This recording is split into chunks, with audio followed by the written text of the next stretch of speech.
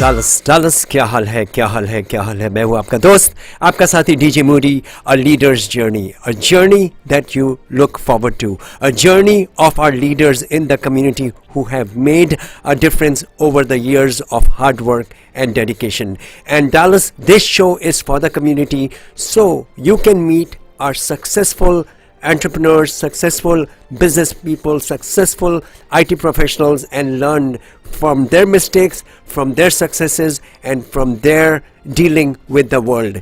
Once again, we would like to very welcome to Mr. Sanjay Kumar Singhania, Managing Director of Tanmay Group of Companies, Tanmay Jewelers, Land Development, Angel Investor and a spiritual leader. Once again, Sanjay ji at Fun Asia Radio, Leader's Journey, produced by Vaishali Thakkar, and I'm Moody Akhtar.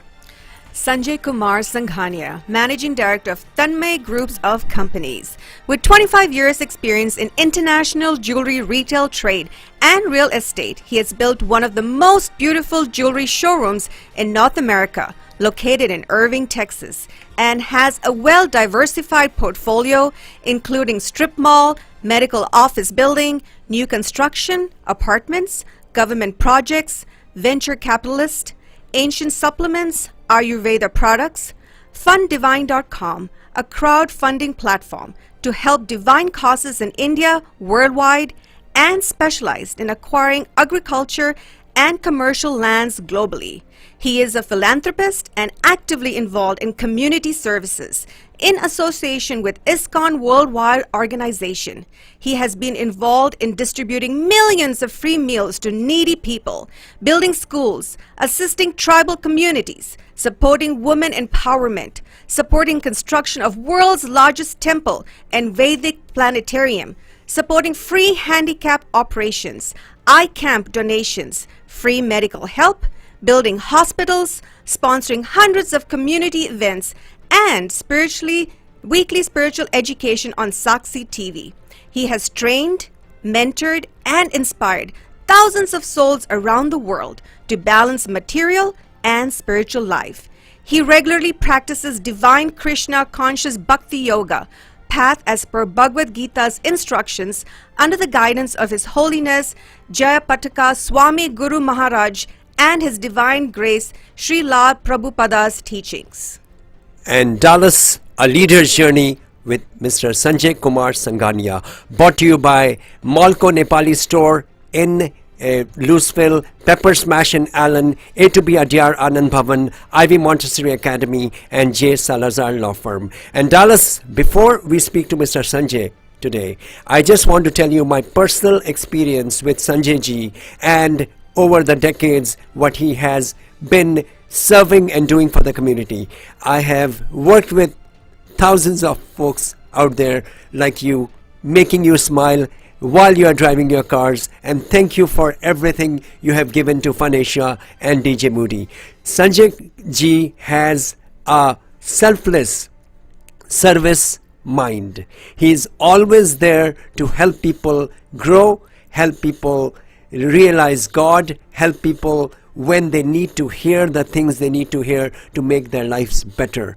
Business is always there, but remember, we are people and we have our ups and downs, and a true leader is who can make you go high when you need them, when they make you listen to the things you need to listen and go apply them in your life. Secondly, when they help you in your business, to grow your business, when they connect you with the people who help your business, like Fun Asia has grown with Sanjay ji because he has affiliated Fun Asia with Swadeshi Grocery, like with Nanban Realty, by Nanban Group of Companies, and many more. Manewar. We can name multiple business that Sanjay ji has been involved in the growth of Fun Asia success over the years. So once again, thank you so much, Sanjay ji, for taking the time this evening and being on a leader's journey on Fun Asia Radio.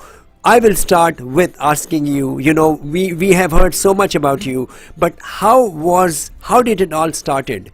As a child, what was your journey? How did you get to where you are today?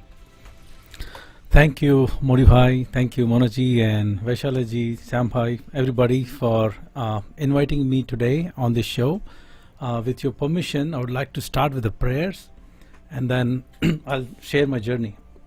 Nama Om Vishnu Padaya, Krishna Padaya, Bhutale, Shrimate Jai Patak Swami Namne, Namo Acharya Padaya, Nitai Kripa Padayane, Gaur Katha Dhamadaya Nagar Gramatarine, Nama Om Vishnu Padaya, Krishna Padaya, Bhutale, Shrimate Bhakti Vedanta Swami Niti Namne, Namaste Saraswati Devi, Gaurvani Pracharine, Nirvisesa Sunyavadi, Paschata Desatarine, Jai Shri Krishna Chaitanya, Prabhu Nityananda, Shri Advaita Gadadhara, Shri Vasadi Gaura Bhakta Vinda, Hare Krishna, Krishna Krishna, Hare Hare, Hare Rama, Rama Rama, Hare Hare, Mukhum Karoti Vachanam, Pangun Langayate Grim, Yat Kripatam Hammunde, Shri Guru Dinitarinam, Paramananda Madhvam, Shri Chaitanya Sham, Hari Om Tassat, Gauranga. This prayers is for me and for each and everybody who's listening. Without prayers, I would not have been here today on this show. So I would seek the blessings of Lord, my spiritual master, Srila Prabhupada, and then start this. So Sanjay ji, you said a very strong point here. You know, without prayers, you wouldn't be here.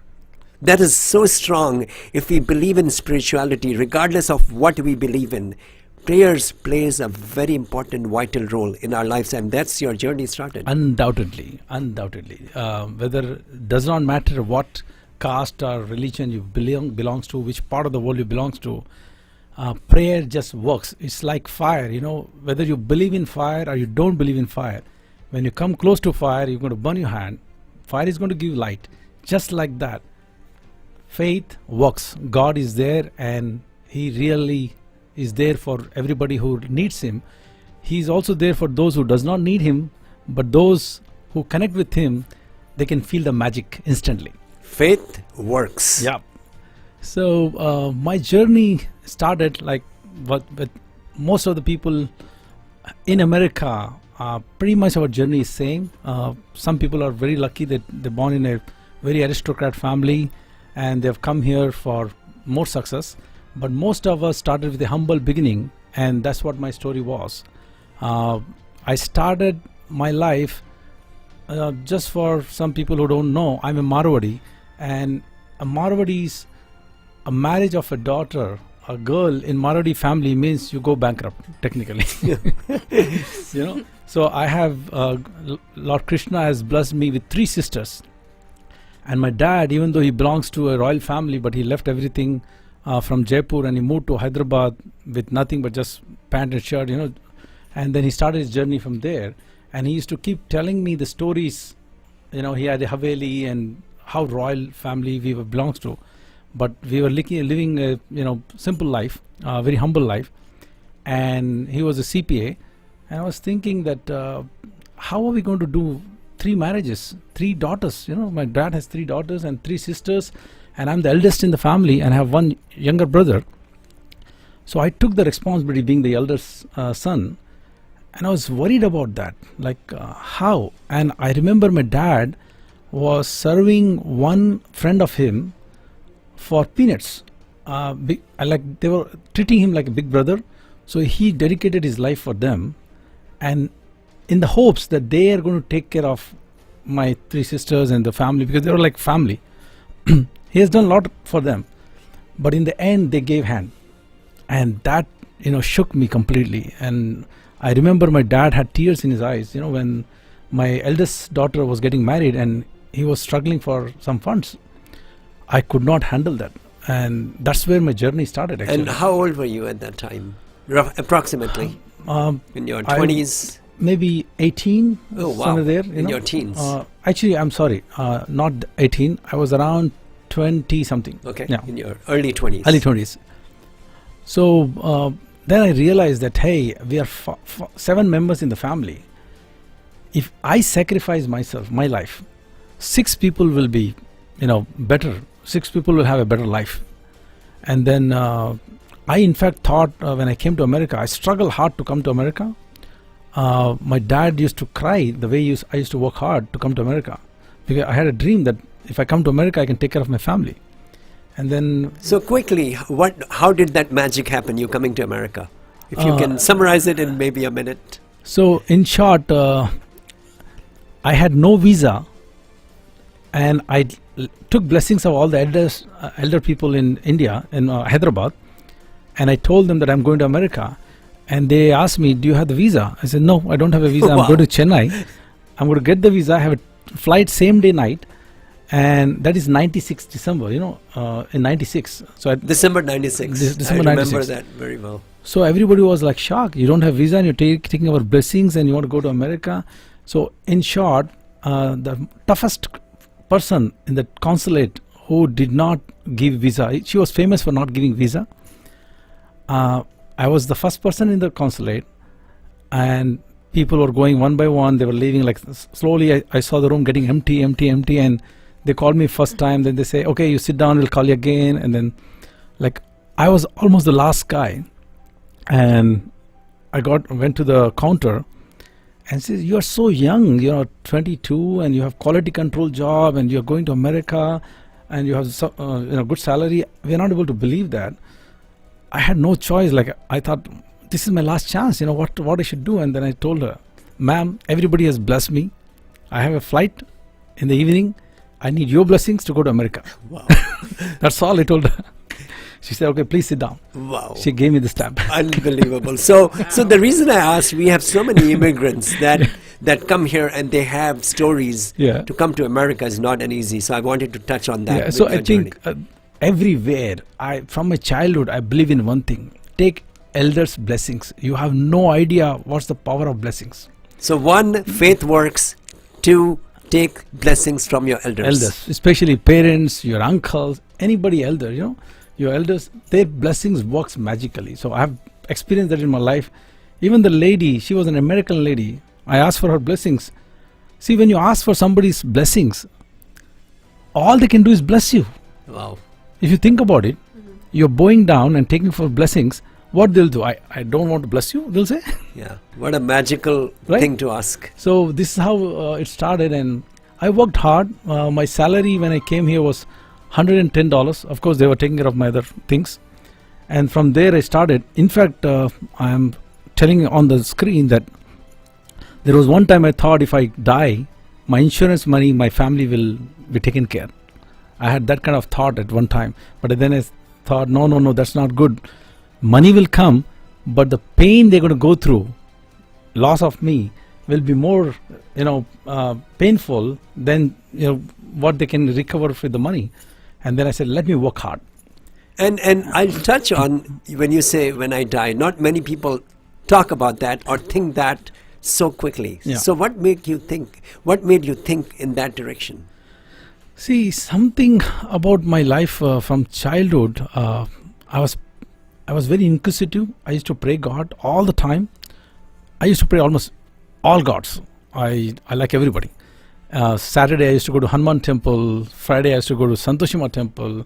One day Sai Baba. Then I was inclined to know more about masjid, mosque, and I had Christian friends. So I was inquisitive to know God. I didn't care what background. I used to entertain. My best friends were Muslims. My best friends were Christians. I had a lot of Indian friends.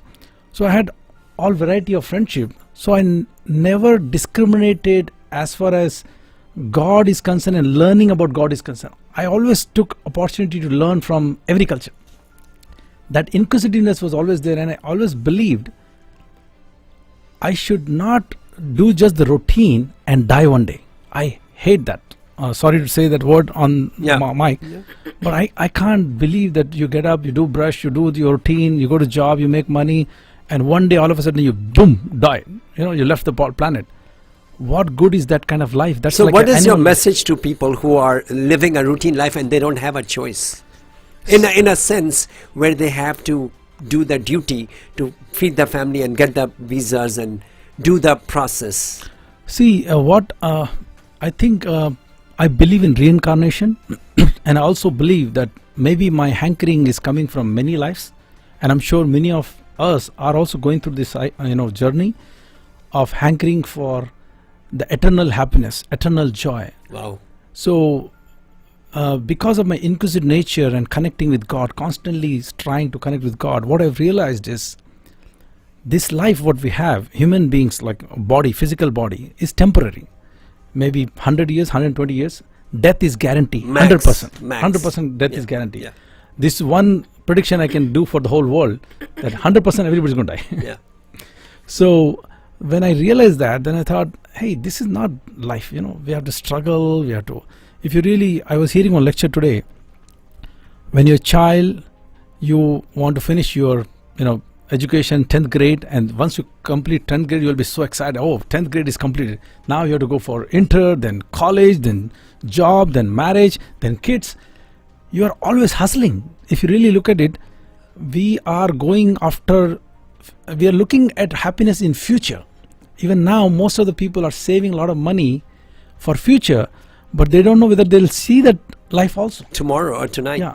And maybe the government takes it. I heard Indian government has thousands of crores of money sitting in their bank. Because of the unclaimed rupees, So enjoyment does not really means that you spend money and enjoy. That's not what I'm trying to say. What I'm trying to say is, you will die. You will not enjoy your money. No matter what amount of money you have, you cannot enjoy your life. Because if that is the case, then all rich people should be very happy and satisfied.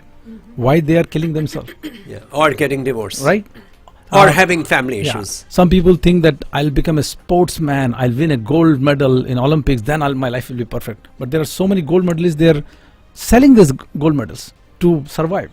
So actual happiness is not from money, from materialistic things. That's not who we are. We are soul. We are not this body.